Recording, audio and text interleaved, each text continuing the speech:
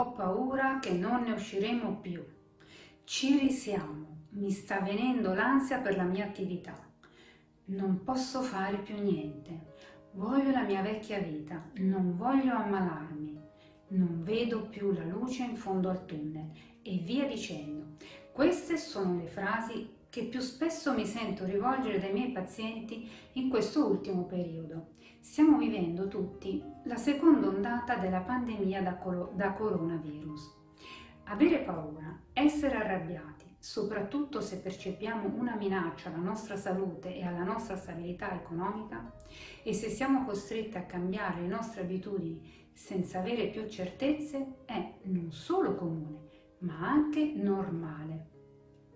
Dunque, un senso di pericolo, il nuovo che non ci piace e la stabilità che si perde sono grandi incognite che pesano sul nostro quotidiano. Potrebbe pertanto risultarti difficile non provare ansia, rabbia o anche semplicemente un senso di insofferenza verso questa situazione che sembra senza via di uscita.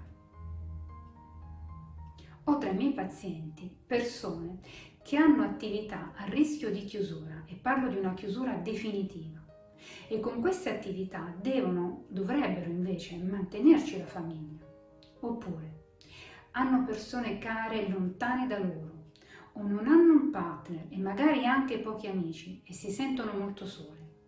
Noto quindi, almeno tra i miei pazienti, modi di rispondere diversi a questa situazione. Alcuni rispondono con un abbassamento del tono dell'umore unito alla paura, altri magari sempre con paura, ma andando più verso la rabbia e l'insofferenza delle regole imposte, che vengono vissute non come necessarie, ma come opprimenti e negative. Il timore poi verso la crisi economica si è dunque sempre più diffuso, insieme alla paura per la propria salute e al senso di solitudine.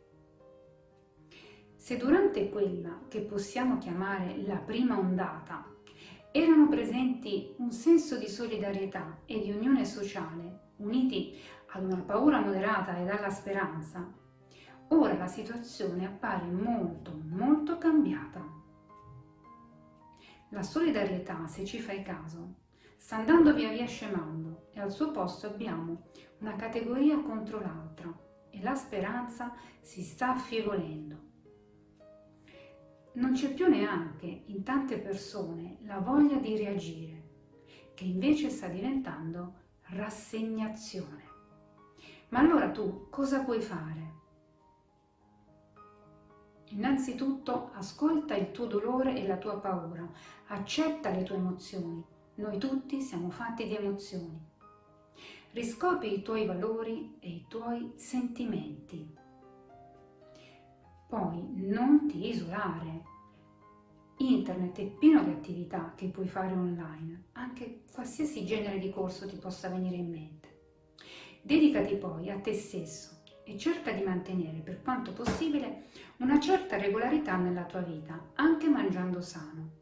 E se sei in smart working, non farti sopraffare dal lavoro, mantieni i tuoi momenti personali. Non guardare poi continuamente i telegiornali. Essere informati va bene, ma cercare continuamente conferme alla propria paura, no. La ricerca incontrollata di informazioni finirà solo per accrescere ansia e paura. Stabilisci invece un limite di tempo giornaliero da dedicare alla ricerca di informazioni e non prendere decisioni impulsive. Quando si è arrabbiati o stressati si tende a prendere decisioni errate, sottovalutando poi i rischi. Ancora, sei arrabbiato per questa situazione? Indirizza allora la tua rabbia nella giusta direzione. Non farla pesare ai tuoi familiari, sono arrabbiati e spaventati anche loro. Essere arrabbiati è normale, quindi non sentirti in colpa e perdonati. Non negare però l'esistenza del problema. Il virus c'è. Ricorda che far finta che non esista non lo farà scomparire. Ti senti in ansia, anzi molto in ansia? Prova la respirazione quadrata, per esempio, la troverai linkata nella descrizione di questo video. Ti aiuterà a calmarti ed a pensare con più lucidità.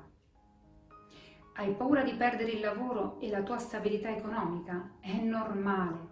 La sicurezza, anche materiale, è un bisogno base dell'esistenza di tutti noi.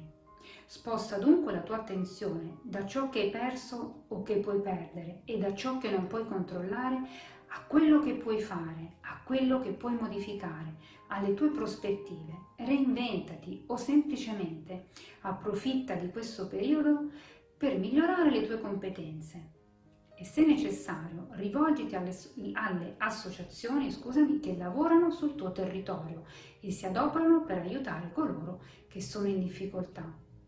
Non ce la fai? La paura, la rabbia, l'ansia stanno prendendo il sopravvento? Allora chiedi aiuto ad un professionista esperto che saprà offrirti il giusto supporto. Questa è la tua sfida. Non sprecare questo tempo, è comunque prezioso. Ciao, a presto.